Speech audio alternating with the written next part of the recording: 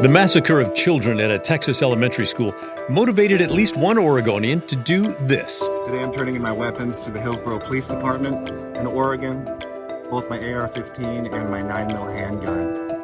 I no longer want them. He did not want money for them either. And some countries have launched successful buyback programs after mass shootings. Should America give it a try? And the murder of a transgender teenager in Vancouver inspired Washington to pass a law banning the so-called panic defense. That's when someone blames their violent actions on the victim's sexual orientation or gender identity. And bottom line, you do feel he killed Nikki because she was trans. Yes. Absolutely. Here's the story. I'm Pat Doris. Welcome to The Story and welcome to Friday. So glad we made it. All the ways to communicate with us right there at the bottom of your screen. You can email us. The address is thestory@kgw.com or use the hashtag TheStoryKGW on Twitter or leave us a voicemail. Call our phone number 503-226-5090.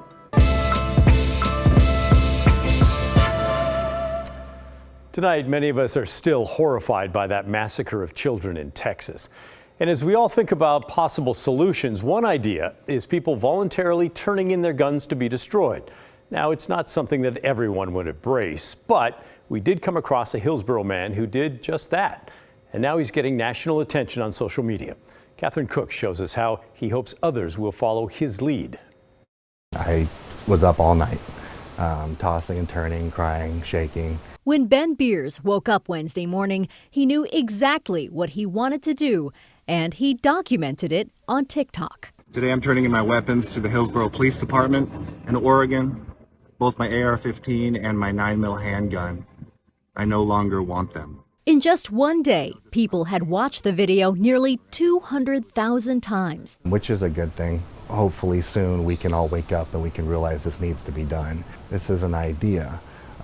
Guns are not as precious to us, and nor are my Second Amendment rights as the lives of my children in school. Ben and his wife have 2 daughters.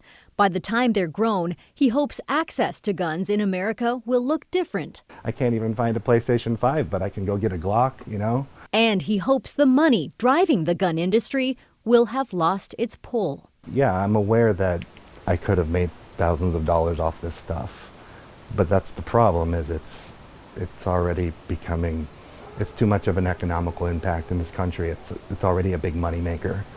That's, I think, the root of the problem. Ben says he's owned and sold other guns in the past, but this week changed everything. I just want to turn them in and have them destroyed. His goal was that firearm or those firearms never ended up on the street and in the wrong hands and were used to commit a crime. Hillsborough Police Sergeant Clint Schurz says his department contracts with a company that destroys the guns while an officer watches.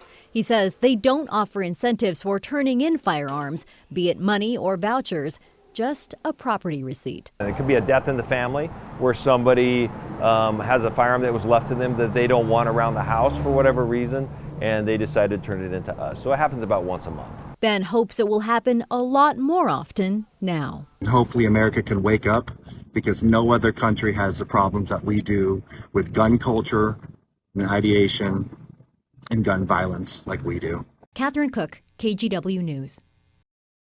So what do you do if you've decided you don't feel comfortable owning a gun anymore? How do you get rid of it safely? Well, Ben took his guns to the Hillsborough Police Department, so we reached out to Portland Police and the Multnomah County Sheriff's Office, and they both told us they don't actually run formal gun turn-in programs. Portland Police said they used to partner with Ceasefire Oregon, but they don't anymore. We asked each organization, why not?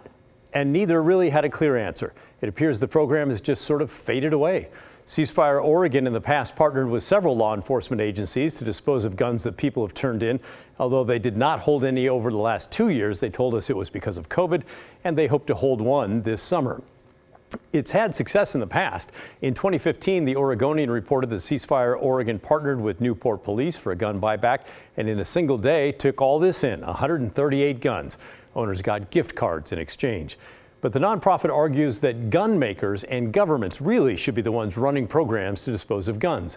They told us the gun industry should provide ways to turn in unwanted firearms free to the gun owner. Ceasefire Oregon Education Foundation recommends that the state implement a program for people to turn in unwanted firearms at specific events twice a year. Much in the way that Metro provides ways for people to recycle items like dishwashers or batteries, Oregon needs a reliable, consistent program for people to safely dispose of firearms and ammunition. The Multnomah County Sheriff's Office said they do not have a formal turn-in program either, but if you want to get rid of your guns, they will try to help out. The Sheriff's Office told us in April of this year they were able to help a family destroy this. It's a collection of 105 guns that were left behind when someone died. Last year, they helped get rid of this, 61 guns. And in 2020, they say 29 guns were turned in to be destroyed. A few governments around the world have forced gun buyback programs after mass shootings there. In Scotland, for example, in 1996, a man shot and killed 15 kids and a teacher at a school. Parliament there passed laws to ban almost all private gun ownership, and the government bought back more than 160,000 guns. There have not been any school shootings since there. In New Zealand, a white supremacist killed 51 people at a mosque in 2019. Gun control measures were enacted within a week, and gun owners had 6 months to sell their guns back to the government. 60,000 guns were surrendered there. In Australia, a man killed 35 people in a mass shooting back in 1996. Within 2 weeks, lawmakers banned semi-auto rifles and bought back 650,000 guns, melting them down. Some people even gave up guns they were legally allowed to keep. Australia has had one mass shooting since, an attack in 2018 that left 7 people dead. Now, we don't know exactly how many guns there are nationwide in America or even in Oregon, but it's likely a big number. The Oregonian reports that in 2020, 516,000 guns were sold here based on background checks. That's 516,000 guns in 1 year just in the state of Oregon.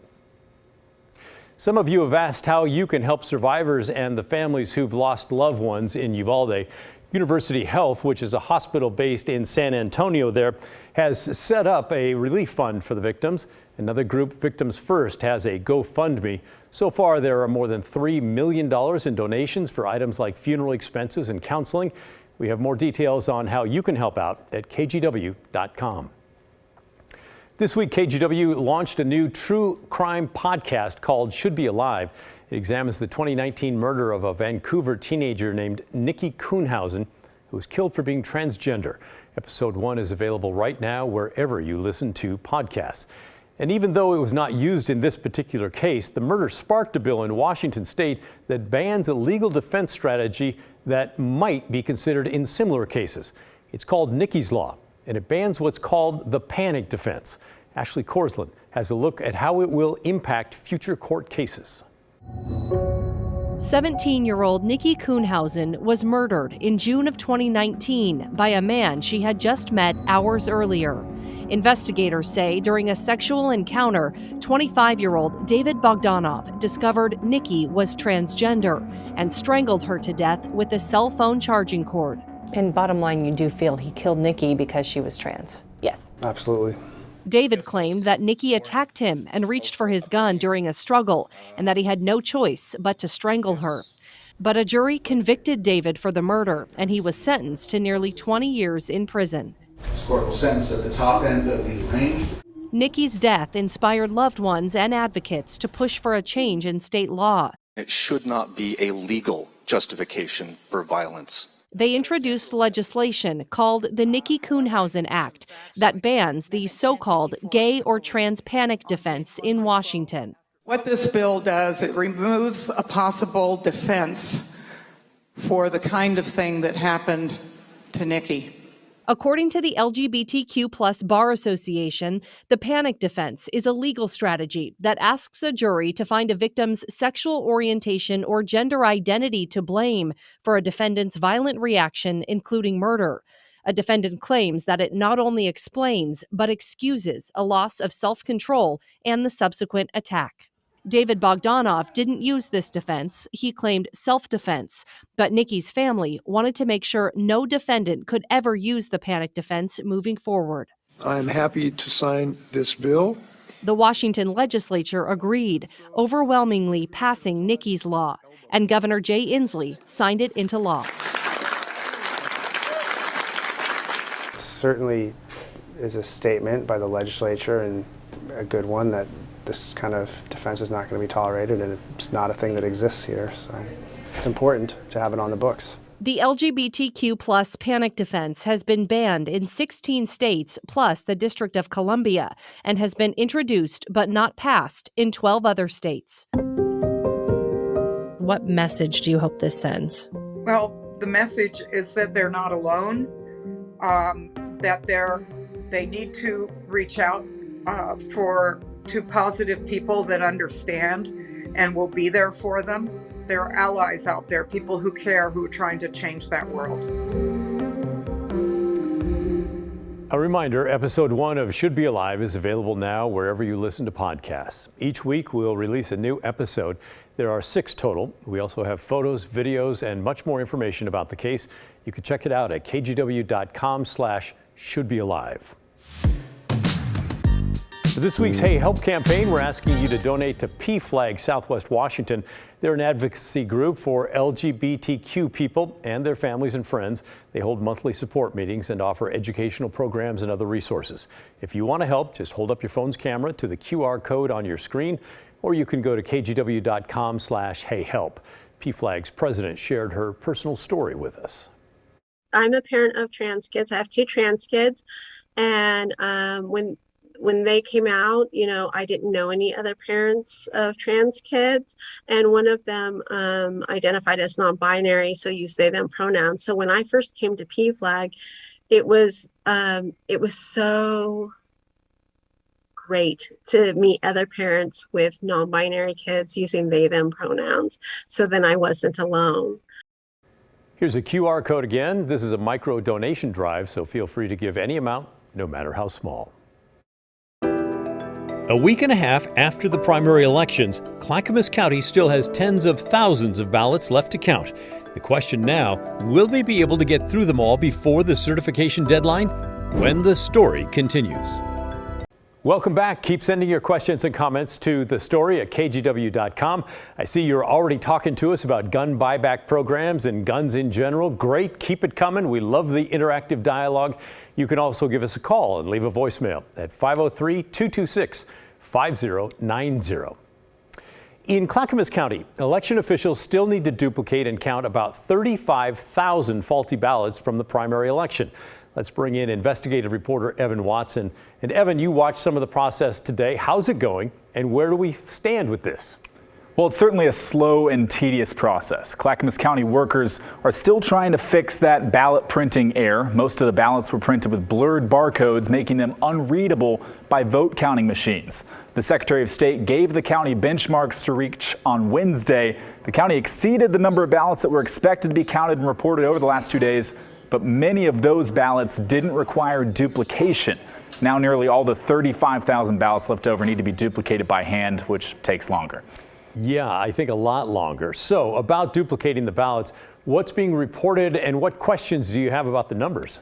Main question is what's not being reported. So in Clackamas County, they're not sharing daily updates of how many ballots they're able to duplicate each day. And I talked to the Secretary of State's office and said, yeah, we want to know that information as well. What they are sharing is how many ballots are left to be duplicated. So 44,000 on Wednesday to 35,000 to where we are now. And with that, it would imply, hey, they duplicated about 9,000. But earlier this week, that number went up. So it's a little bit, we're trying to figure out where we are and where they stand with that. And many people waiting on the daily totals duplication, how fast they can work. It should be basic math. One team working 6 hours does how many duplications and multiply that. But okay, I'm not the expert here.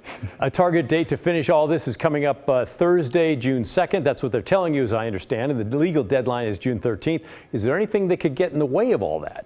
That's still the projection as of right now for Thursday, although I will say that based on their plans, there's going to be about a third of the amount of workers who are duplicating, counting, working on ballots this Memorial Day weekend compared to what we had this week. So I'd expect this process to really slow down over the next few days. They'll probably have to hit it hard early next week. All right, and they still do have several days before the 13th, so fingers crossed.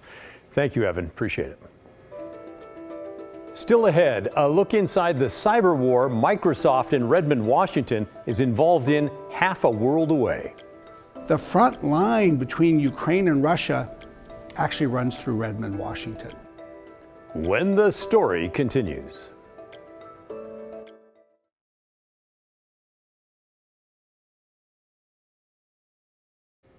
As the war in Ukraine continues to unfold on the ground, a cyber war is being fought right alongside it and much closer than you might think.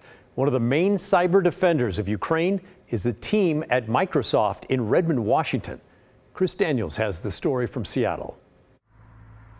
Birds are chirping in Redmond, and the earth on the surface appears calm. But peel back the layers to an undisclosed location here, and you'll find the flashpoint for a conflict half a world away. The front line between Ukraine and Russia actually runs through Redmond, Washington. Microsoft President Brad Smith talking for the first time about the company's role in fending off a Russian invasion, one full of international intrigue and a chain of events dating back several months. The person who first got me focused on this was Vladimir Zelensky. I was talking with him last September when, of course, he was the president of Ukraine. He just wasn't on everybody's mind the way he is today. And I said, well, what are you really seeing that causes concern? And where he immediately went was to describe how last January of 2021, the Ukrainians saw the Russians experiment with vaccine disinformation in Ukraine. They often use Ukraine as sort of a testing ground. We start by thinking this is about politics. It is, but it's about a whole lot more than politics. And especially when you have technology platforms that can enable a foreign authoritarian government to seek to erode confidence in a democratic society. Perhaps it was a test run of sorts for the deadly and destructive events of this year, and mobilized Microsoft's Threat Intelligence Center and Digital Security Unit like never before. And the war in Ukraine is changing the cybersecurity landscape. It is the first war in human history that is being fought in part in cyberspace. And so there was a connection right before the physical invasion of Ukraine with the attacks, the cyber attacks on Ukraine. I think one of the interesting things that historians will ultimately ask is, when did this war begin and who saw the first shots that were fired? The conventional wisdom is that Russia invaded Ukraine starting on February 24th. But the truth is, we started to see the cyber attacks unleashed on Ukraine February 23rd, the day before. And I think historians may well conclude that those were the first shots, and they were first seen not in Ukraine itself, but in Redmond. The way Smith describes it, and Microsoft has now cataloged it, the Russians started attacking Ukraine's critical infrastructure before the invasion, targeting the nation's internet and nuclear capabilities and the electrical supply, attempting to weaken it all, primarily in the territories near the capital city of Kyiv and eastern flank near Kharkiv, with malware, with names like Foxblade or Desert Blade. There were 22 attacks, according to Microsoft, in the first few days alone. On one day in particular, the Russians deployed a malware attack on a major Ukrainian broadcasting company. On the same day, they physically attacked a TV tower. Meanwhile, the Special Forces tech team on the east side raced to write code for Windows devices, a cyber Stinger missile, which Smith says successfully neutralized many of the attacks and kept Ukraine running. The DSU at Microsoft is still volleying off Russian attacks as we speak today. To date, the company says it has seen at least 6 Russian-aligned organizations launch more than 237 cyber attacks against Ukraine that continue to threaten civilian welfare. We can create software immediately, sometimes just in a few hours, that will protect those computers. What we see is almost potentially an early warning signal. If the Russian military wants to go into a new site, it may try to take the computers down an hour before the troops start getting close or the artillery shells start firing. When you talk about this, you almost sound like a quasi-government agency that is involved here in protecting a country. I don't think that any tech company should ever make the mistake of thinking it's like a government. You know, we don't have that elected voice of citizens behind us. We are subject to laws. We don't make laws. It's a responsibility that we take very seriously, and I think with each passing month of the war in Ukraine, we are learning new things, as one always does in a war, about not just the way we can be more effective, but the need for us to be ever more effective. In a way, it also makes the company a de facto defense contractor, not unlike Boeing in our region in World War II, just in a different space, a cyberspace that has forever changed our lives and now the rules of engagement. How fascinating. I knew there was a cyber war going on. I had no idea it was being fought from a suburb in Seattle. All right, keep sending your questions and comments to the story at kgw.com. When we come back, we're going to dig into the story behind the name Cape Disappointment and all the names it had before that. So let's end on a lighter note with one of our favorite segments. We call it What's in a Name. Devin Haskins has a look at the history behind Cape Disappointment. Cape Disappointment is home to a Washington State Park and U.S. Coast Guard base. Over the years, this place has had multiple names. So the first name for this area was Cayce, given by the Chinook Indians. As for its current one, well, if you've ever wondered what a cape is, here's Washington State Park Ranger Aaron Webster. A cape is just any landform that juts out into a body of water. And while we're at it, disappointment means sadness or displeasure caused by the non-fulfillment of one's hopes or expectations. That feeling is exactly what happened to British explorer John Meares. But before we talk about Meares... One of the first explorers here was a guy named Bruno. Wait, I thought we didn't talk about Bruno. Even though we don't talk about Bruno, I'm going to mention Bruno. He was an early Spanish explorer, Bruno Heceta, who sailed the entire west coast and thought he found a river here. Heceta never entered the river because the surf was too rough and his crew was getting sick. So he made a note on a map and kept going. He actually called the area Cabo San Roque. And a dozen years later, that's where John Meares entered. So with Bruno's map in hand, he came here with high hopes of actually finding this river and claiming it for England. And because video didn't exist, here's what I imagine Meares' voyage looked like. He sails by the mouth, finds the opening, except for him, he doesn't see a river. He notes in his journal, after we rounded the promontory, a large bay, as we'd imagined, open to our view. His happy face turning disappointed.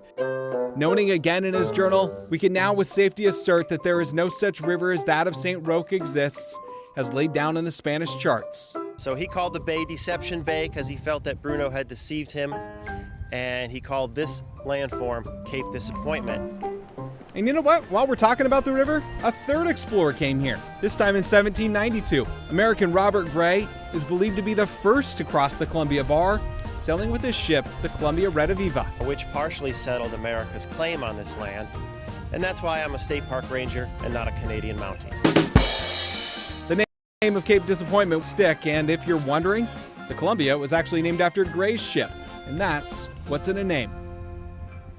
Whatever the name, it's beautiful. You should go check it out. Hey, that's the end of our program. Thanks for watching. Remember, the story, our story, well, that never ends. I'll see you on Monday. This is KGW News.